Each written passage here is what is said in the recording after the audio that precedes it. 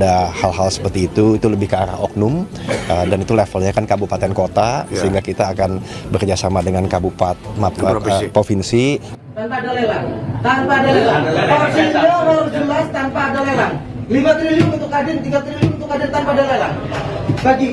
Mereka yang mengaku sebagai pengusaha lokal diduga meminta jatah proyek senilai 5 triliun rupiah tanpa proses lelang. Sekelompok orang ini pun meminta agar dilibatkan dalam pembangunan proyek strategis nasional itu. Menanggapi hal tersebut, Kapolres Cilegon telah melakukan mediasi dengan melakukan pertemuan antara kedua pihak yang dijembatani oleh polisi.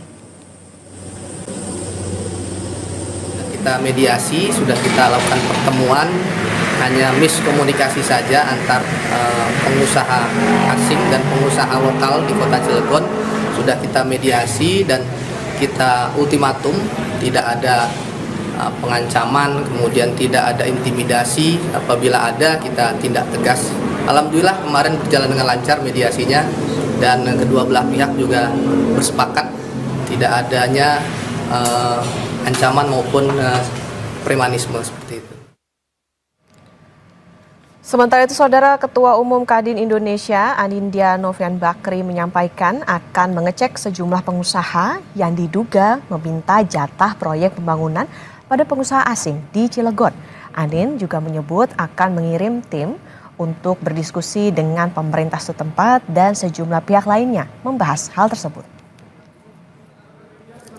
Hari Rabu ya, itu Kadin bersama Gubernur Banten atau yang diutus, bersama BKPM dan juga penegak hukum akan melihat. Jadi kalau ada hal-hal seperti itu lebih ke arah oknum, dan itu levelnya kan kabupaten kota, sehingga kita akan bekerjasama dengan provinsi, dan Kadin Indonesia juga mengerahkan WKUK hukum dan organisasi untuk benar-benar kita menindaklanjuti dan menyikapi secara bijak dan cepat.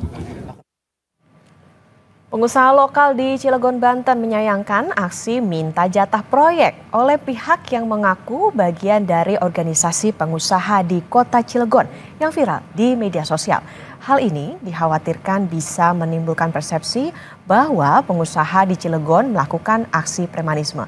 Selain itu, aksi ini juga berpotensi mengganggu iklim investasi di Banten.